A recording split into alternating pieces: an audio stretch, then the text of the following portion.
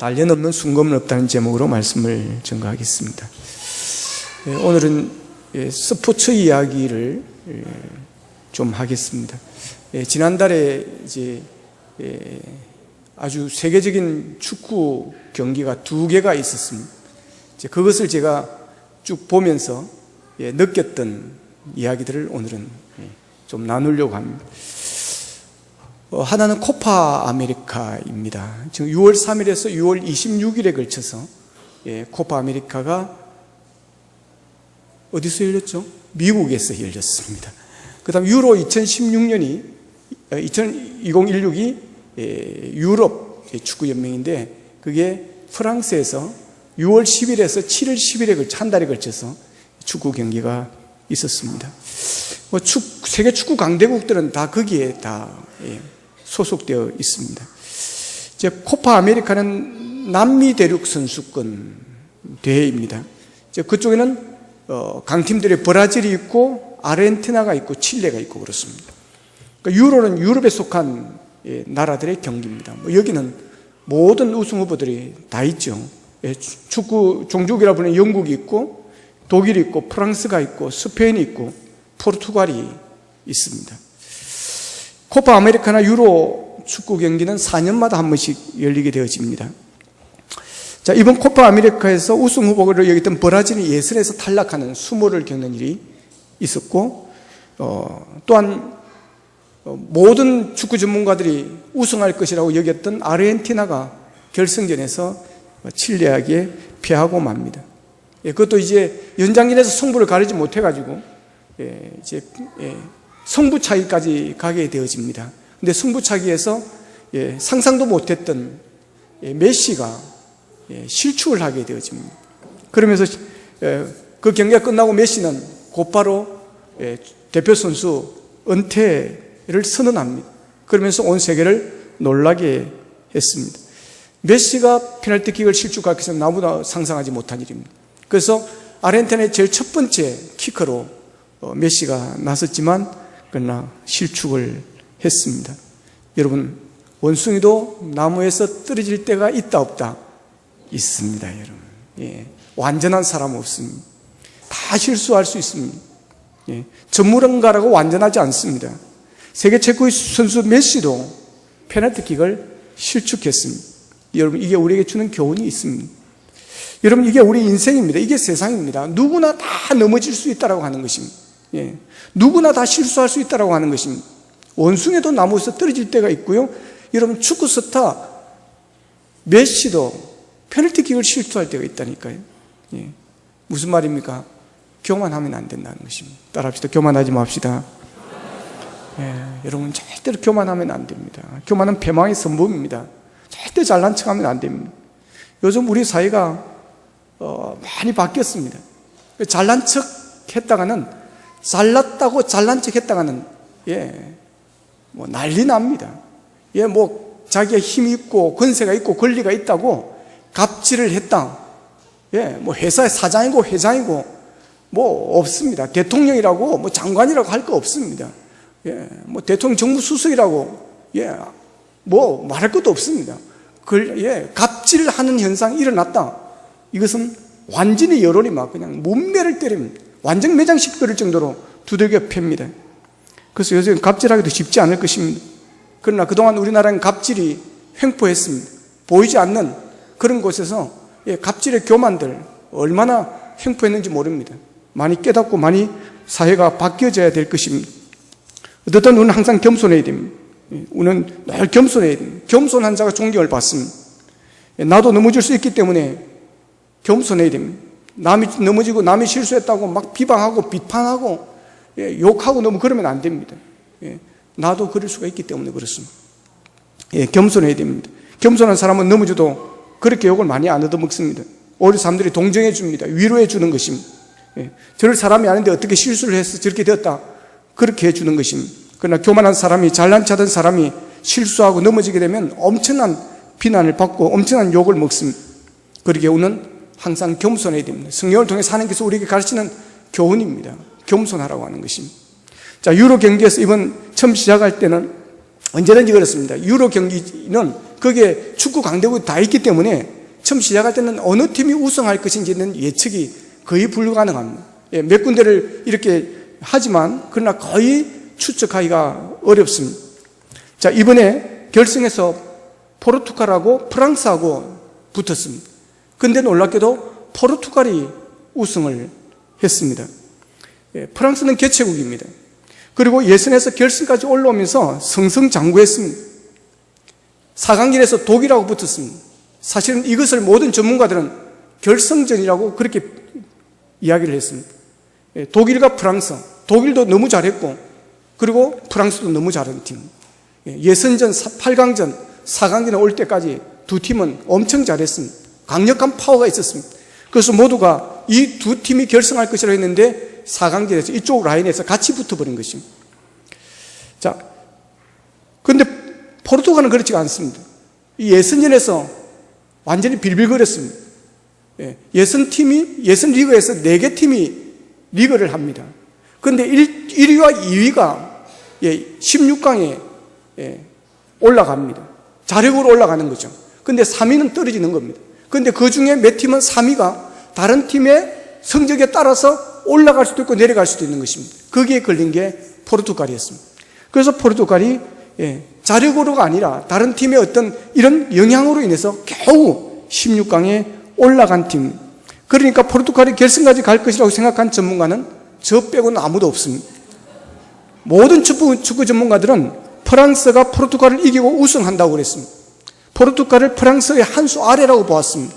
그래서 프랑스는 결승전에서 포르투갈을 만났는데 엄청 다행이라고 생각했습니다. 그 4강전에서 독일을 이겼기 때문에 이제는 결승전은 쉽게 이길 것이라고 생각을 했습니다. 자, 근데 결과는 포르투갈이 프랑스를 이겼다라고 하는 것입니다. 전문가들의 예상을 다 뒤엎어버렸습니다. 승부 차이까지 가지도 않았습니다. 연장전에 돌입했는데 연장전 전반 4분에 포르투갈의 에데르 선수가 교체에 들어갔다가 골을 넣어버린 것입니다. 그 골을 아르헨티나는 잘 지켰고 그것이 결승골이 되어버리고 말았습니다. 그런데 이 결승 경기가 재밌는 이유가 있습니다. 현재 세계를 축구를 가장 잘하는 선수 2명을 이야기합니다. 한 사람은 코파 아메리카에 속해 있는 앞에 이야기했던 아르헨티나 메시 선수입니다. 바르셀로나 소속되어 있습니다. 또 한 사람은 유로 쪽에 속해 있는 포르투갈의 호날두 선수입니다. 자, 호날두가 속한 포르투갈이 결승에서 프랑스와 경기를 하면서 호날두 선수가 경기 시작하자마자 8분 만에 부딪히면서 무릎 부상을 입습니다. 그래서 덜컥서 실려 나가는 것입니다. 그리고 붕대를 감고 다시 들어와서 경기를 했는데 도저히 뛸 수가 없습니다. 그래서 전반 22분에 결국 교체를 하고 퇴장을 합니다. 그러니 프랑스는 횡재를 한 것입니다.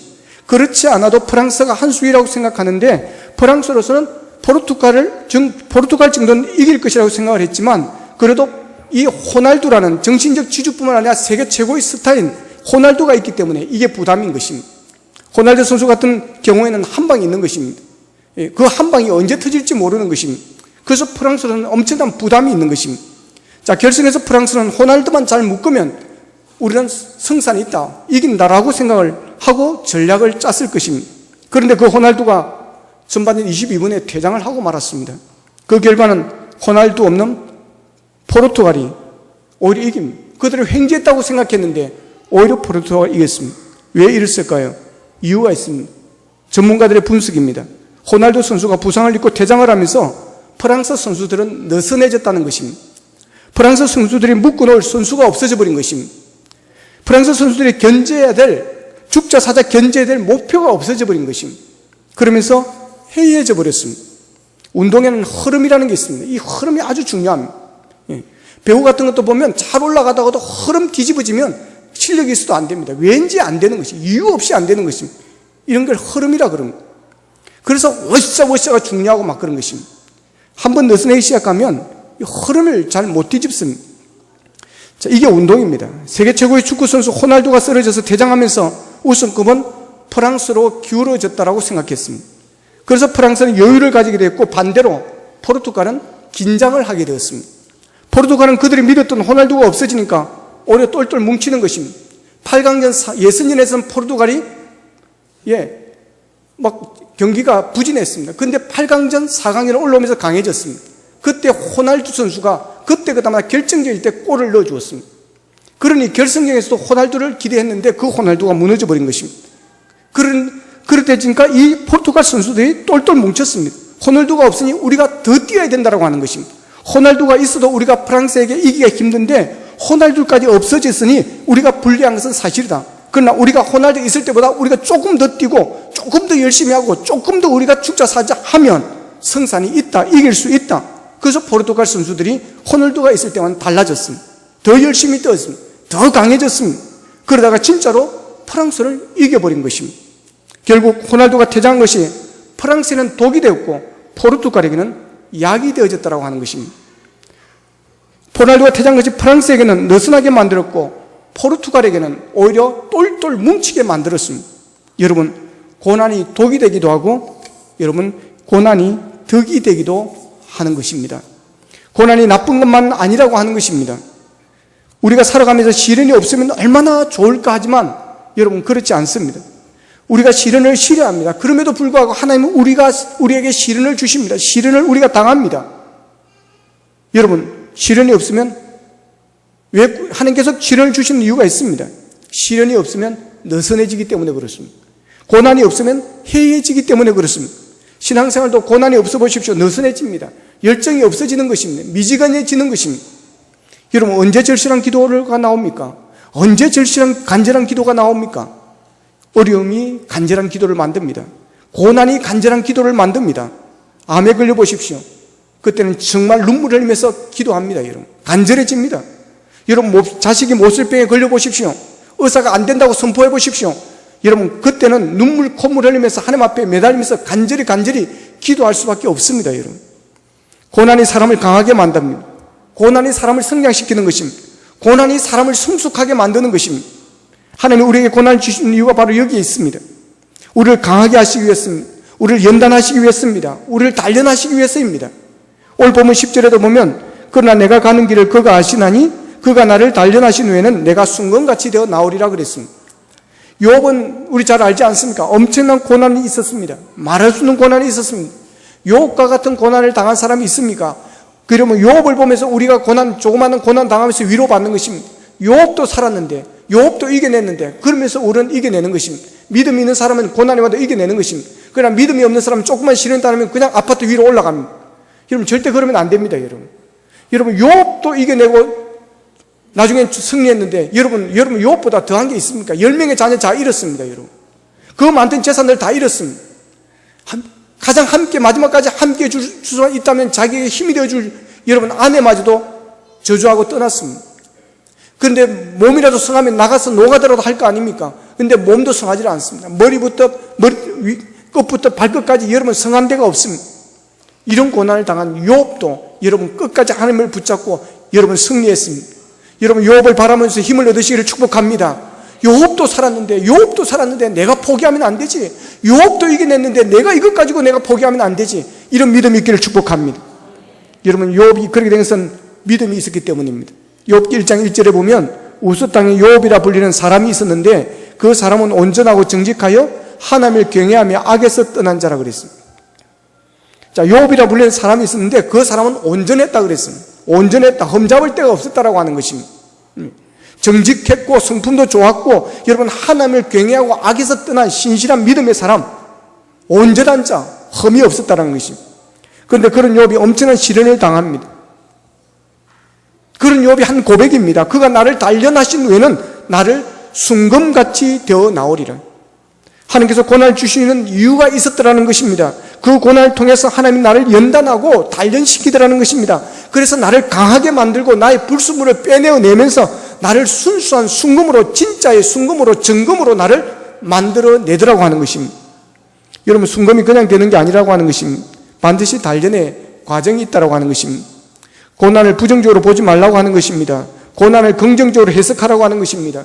고난이 나를 순금으로 만들기 위해서 단련하는 과정이기 때문이라는 것입니다. 고난이 나를 더 잘되게 만들어주는 그런 과정이라고 하는 것입니다. 그러니까 우리는 평탄한 것을 너무 좋아하면 안 됩니다. 그것을 너무 바라면 안 됩니다. 그러면 조그만 고난에도 여러분 퍽퍽 쓰러집니다.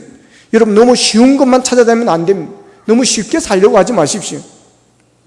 쉽게 돈 벌려고 하지 마시기를 바랍니다. 쉽게 성공하려고 하지 마십시오. 쉽게 대학 가려고 하지 마십시오. 쉽게 할 수 있다고 하는 데는 다 유혹입니다. 거의 유혹입니다. 공부 안 하고 쉽게 공무원 시험 치겠다. 방법이 뭐가 있습니까? 정부 청사 쳐들어가서 컴퓨터 조작하는 것밖에 없습니다. 여러분. 쉽게 돈 벌 수 있다고 한다면 그건 사기입니다. 여러분. 1,000만 원 투자하면 6개월 후에 2억 원을 준다. 여러분 떼었다고 생각하면 딱 맞습니다. 거의 확실합니다. 돈 빌려주면 다른 데보다 이자를 10배 주겠다고 여러분 사기일 가능성이 큽니다. 그런 돈 있으면 저에게 맡기십시오. 여러분 학원에서 한 달 내내 수능 점수 만점 맞게 해준다면 그건 사기일 가능성이 큽니다. 거의 확실합니다. 그럴 수 없습니다. 3개월만 이 약을 먹으면 12kg의 살이 빠지고 뱃살이 없어진다고 약을 먹으려고 한다면 그건 사기일 가능성이 큽니다. 여러분 운동도 안 하고 그 약만 먹어가지고 여러분 사기입니다. 특히 좀 건강하신 여자분들 이런 사기에 넘어갈 가능성이 혹 있습니다. 조심하십시오. 그런 유혹에 넘어갔다가 망한 사람이 여러분 한두 사람이 아닙니다. 쉽게 살 뺀다, 쉽게 돈 번다, 쉽게 출세한다, 다 거짓말입니다. 쉽게 살려고 하지 마십시오. 쉽게 돈 벌려고 하지 마십시오. 차라리 가난하게 사십시오. 쉽게 출세하려고 하지 마십시오. 여러분 신앙생활도 마찬가지입니다. 쉽게 편하게 신앙생활 하려고 하지 마십시오. 열매가 없습니다. 여러분 결과 없습니다. 땀 흘리는 것을 즐거워하십시오. 수고하는 것을 즐겨하십시오. 열심히 사는 것을 즐기십시오. 여러분 고난과 싸우는 것을 즐기십시오. 사람과 싸우지 말고 고난과 싸우십시오. 바다에서 윈드서핑하는 사람들을 보십시오. 파도가 없으면 재미가 없습니다. 그런 사람들은 파도가 있어야 좋아합니다. 잔잔한 바다는 안 들어갑니다. 여러분 파도를 기다리는 것입니다. 그러면서 파도를 즐기고 서리를 느끼는 것입니다. 여러분 고난의 파도를 즐기십시오. 고난의 파도를 타면서 여러분 서리를 느끼십시오. 고난이 있어야 여러분 인생에 보람이 있는 것입니다. 오늘 이재경님 오와 계신데 여러분 국회의원 치열한 선거를 통해서 당선되고 이런 과정이 있었기 때문에 보람이 있고 더 가치가 있는 것입니다. 여러분 고난을 즐기십시오. 고난에 오면 기대를 하십시오. 장차 나타날 영광 기대하면서 고난을 이겨내시기를 축복합니다. 여러분 캐피시 이펙트라는 말을 아시죠? 매기 효과라고도 합니다. 이 말의 유래가 재밌습니다. 영국인들은 생선 중에서도 청어를 아주 좋아한다고 그럽니다. 근데 그 청어는 먼 바다에서 원양어선에서 잡아오기 때문에 육지까지 오다 보면 이 청어들이 비실비실 해가지고 그냥 피곤하고 지치고 자버린네. 그럼 거의 다 죽는다는 것입니다. 그러니까 싱싱한 청어를 먹기가 어렵다라고 하는 것입니다. 그러다 보니까 거의 대부분이 냉동입니다. 원양어선 선원들이 어떻게 하면 싱싱한 청어를 그대로 쉽게 올 수 있을까를 고민하게 됩니다. 그러다가 생각한 것이 청어를 운반하는 수조에다가 천적인 메기를 함께 넣는 것이었습니다. 청어들 수족관에 천적 메기 몇 마리를 넣어두면 청어들이 메기를 잡아먹기 위해서 막 쫓아다니면 이들은 필사적으로 잡히지 않으려고 도망을 다닌다는 것입니다. 그렇게 움직이다 보면 잠도 자지 않고 깨어있다가 런던 수산시장에 도착할 때까지 팔팔 살아있게 되어진다는 것입니다. 이게 영국의 역사학자 아놀드 토인비가 자주 인용하는 메기 효과의 탄생한 배경입니다. 토인비는 인간에게 가혹한 환경이 오히려 문명을 낳고 인류를 발전시키는 원동력으로 작용한다는 역사이론을 쉽게 전달하기 위해서 저술이나 강연에서 매기 효과를 자주 인용을 했습니다. 야고보서 1장 2절에 보면 내 형제들아 너희가 여러 가지 시험을 당하거든 온전히 기쁘게 여기라 그랬습니다. 여러분 어떻게 시련을 환난을 시험을 당하는데 우리가 온전히 기쁠 수 여길 수가 있겠습니까? 그 이유를 4절에서 이렇게 표현합니다. 이는 너희를 온전하고 구비하여 조금도 부족함이 없게 하려 함이라 그랬습니다.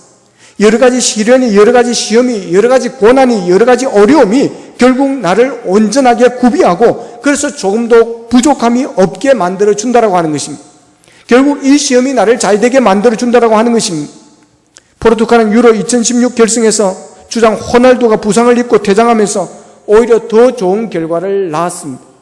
이번에 포르투갈이 유로 2016에서 우승하면서 포르투갈의 주장인 호날두 선수에 대한 미담이 온 세계에 전해지면서 세상을 따뜻하게 하고 있습니다. 슈퍼스타 호날두 선수는 몸에 문신이 없다고 그럽니다. 축구 스타의 몸에 보면 화려한 문신들이 있습니다. 헤어스타일과 함께 멋을 뽐내는 흔한 방법이 문신입니다. 그런데 호날두 선수의 몸에는 작은 문신 하나가 없다라고 하는 것입니다. 이게 이제 축구 선수들 대부분의 유럽 쪽의 선수들의 폼 잡는 겁니다. 이 문신이. 그래서 차두리도 그거 갔다 오더니 팔에다 문신을 하고 그 문신 때문에 저 엄마하고 싸워가지고 난리 나고 그랬다는 것입니다. 보십시오. 호날두 몸매 참 좋습니다. 그런데 문신이 없습니다. 여러분, 그 이유가 궁금하지 않습니까? 그 이유가 이렇습니다. 참 감동적입니다. 헌혈을 해야 될 때문에, 헌혈을 하게 되기 때문에 문신을 안 한다는 것입니다. 문신을 하게 되어지면 세균 감염 등의 이유로 6개월 이상 헌혈을 할 수가 없다는 겁니다. 그래서 헌혈을 자주 하는 호날두로서는 문신을 할 수가 없다고 하는 겁니다. 예, 세계 최고의 축구 스타가 말이에요. 이 선수는 1년에 최소한 두 차례는 꼬박꼬박 헌혈을 한다고 합니다. 그리고 이런 일도 있습니다. 포르투갈 대표팀 동료였던 카를로스 마는틴스의 아들이 백혈병에 걸렸습니다. 사진 나오죠. 이 사실을 호날두가 알고는 이 호날두가 골수를 기증한다는 것입니다. 그는 이렇게 말합니다. 골수 기증이 어렵다고 생각하는 사람들이 많은데 헌혈하는 것과 다른 게 없습니다. 그랬습니다. 그리고 호날두는 각종 구호단체 활동과 통큰 기부 활동으로 유명합니다. 소말리아에 우리 돈으로 약 318억 원을 기부를 했습니다. 몇 억을요? 318억. 별로 안 놀라시가 내가 다시 묻는 거예요. 그리고 약 21억 원가량의 골든 부츠를 팔레스타인 어린이들을 위해서 기증을 했습니다. 그런데 이런 호날두의 성행은 엄청난 숭고로 쌓은 부를 단순히 나누어주는 그런 의미가 아닙니다. 이 호날두는 어린 시절 엄청난 어려움을 겪었다는 것입니다. 엄청난 고생을 했다는 것입니다. 그렇게 고난받는 자, 어려움을 당하는 자들을 이 호날두가 안다는 것입니다. 그들의 서름과 그들의 아픔을 안다고 하는 것입니다. 어려움 당하는 자들의 심정을 호날두는 아는 것입니다. 그래서 그는 나눈 일에 열심을 다한다는 것입니다. 호날두가 쓴 글입니다. 그 글을 제가 읽어보겠습니다.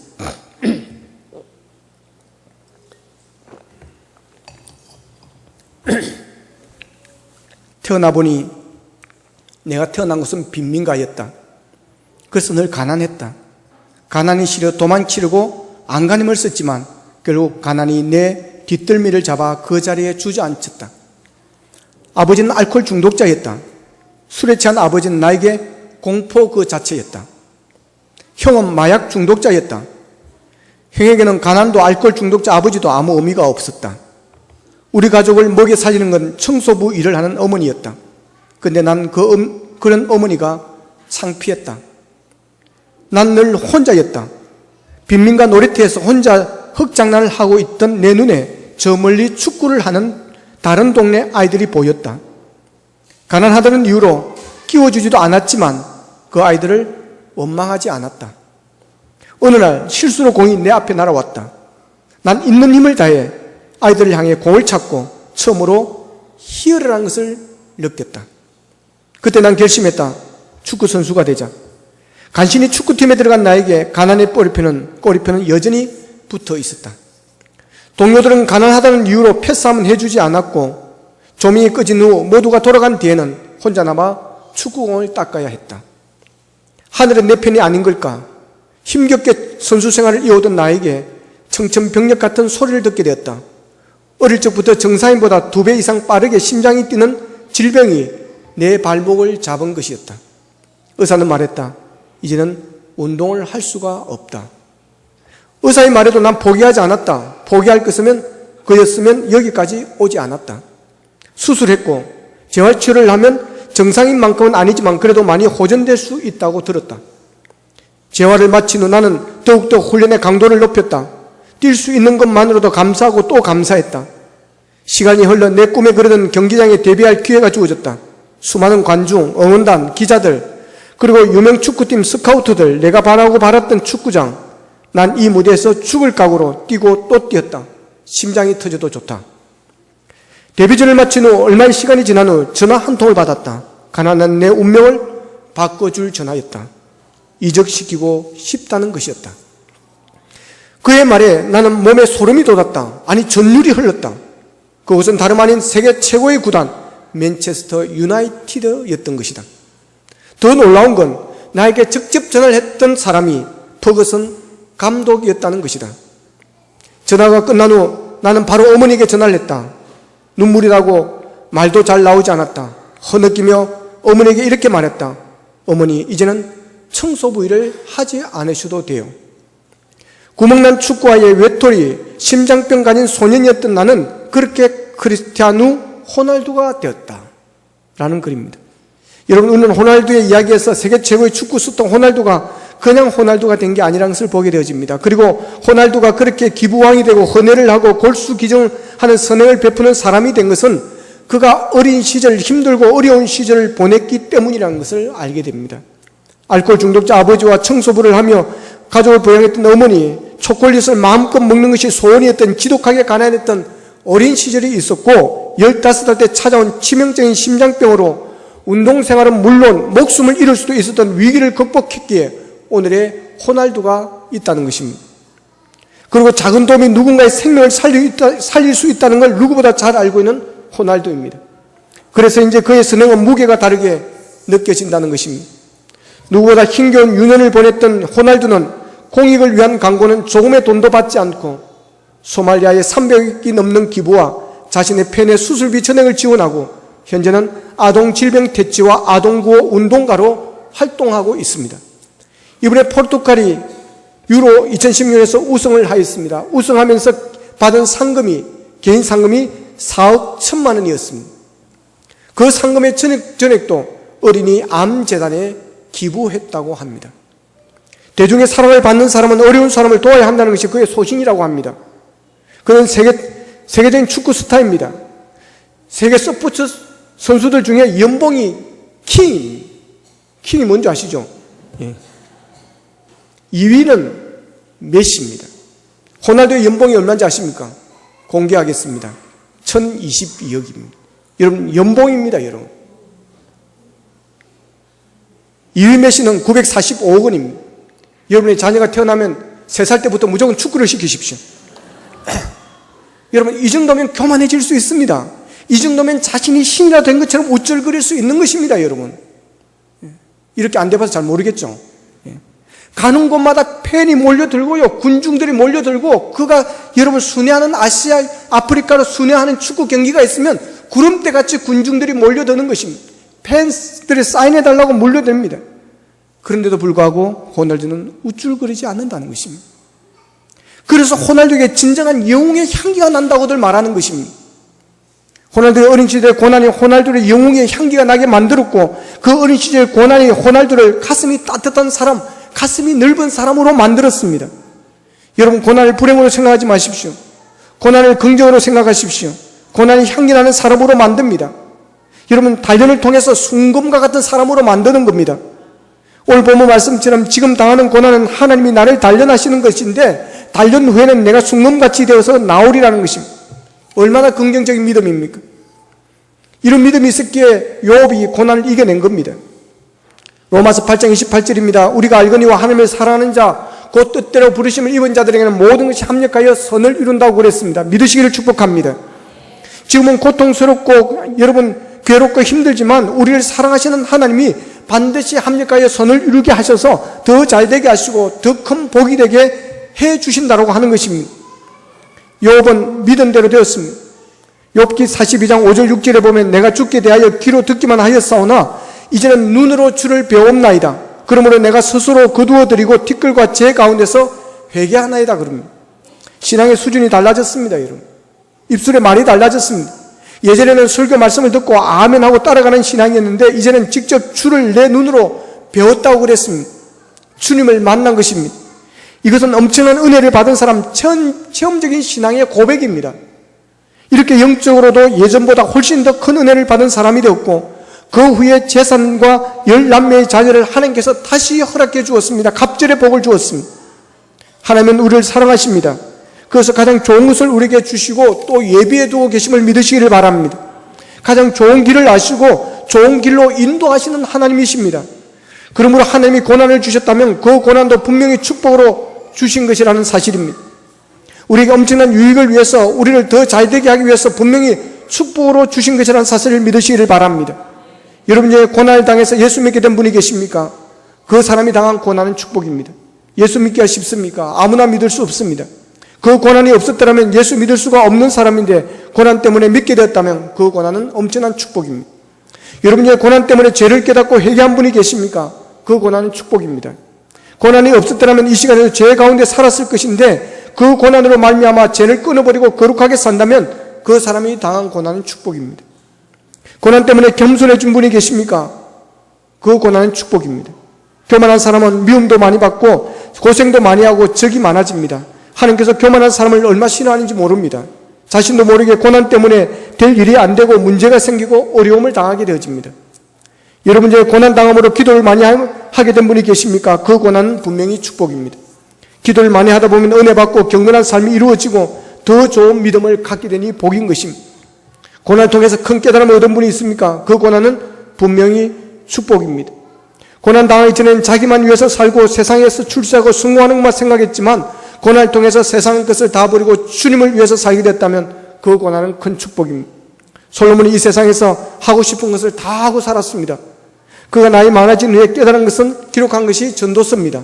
전도서 1장 2절에 보면 전도자가 이르되 헛되고 헛되며 헛되고 헛되니 모든 것이 헛되도다 그랬습니다. 자기가 그렇게 쾌락을 추구하고 먹고 싶은 것, 보고 싶은 것, 하고 싶은 것 다 하면서 누렸지만 그게 좋고 복된 줄 알았는데 그 모든 것이 헛되다는 것을 깨달았습니다. 그래서 전도서 2장 11절에서는 그 후에 내가 생각해 본 적 내 손으로 한 모든 일과 내가 수고한 모든 것이 다 헛되어 바람을 잡는 것이며 해 아래서 무익한 것이로다 그랬습니다. 헛된 짓만 했다는 것입니다. 그래서 전도서 2장 17절에서 보면 이러므로 내가 사는 것을 미워하노니 이는 해 아래서 하는 일이 내게 괴로움이요 모두 다 헛되어 바람을 잡으려는 것이로다 그랬습니다. 모든 것이 자기에게 괴로움이 될 뿐이라고 하는 것입니다. 살아있는 것 자체가 괴로움이라고 하는 것입니다. 솔로몬은 엄청난 대가를 지불하고 나서야 깨달은 것입니다. 여러분들은 이 말씀을 통해서 깨닫기를 원합니다. 전도서 3장 12절에 보면 사람들이 사는 동안에 기뻐하며 선을 행하는 것보다 더 좋은 것이 없는 줄을 내가 알았다고 그럽니다. 솔로몬은 잘 먹고 잘 사는 것은 바람을 잡는 일이고 가장 좋은 것은 기뻐하며 선을 나누고 좋은 일을 하는 것이라고 그랬습니다. 선을 행하는 것이 하나님이 기뻐하는 일이라고 하는 것입니다. 하나님은 사랑하는 자에게 고난을 주시는 목적이 있습니다. 우리를 온전하기 위해서입니다. 우리를 더 순금으로 만들어서 하나님이 귀히 쓰시는 그런 사람을 만드시기 위해서입니다. 축복을 주시기 위해서입니다. 이것을 알고 하나님께서 우리에게 주신 고난을 축복으로 바뀌어 살아가는 우리 모두가 될 수 있기를 주님의 이름으로 축원합니다. 기도드리겠습니다.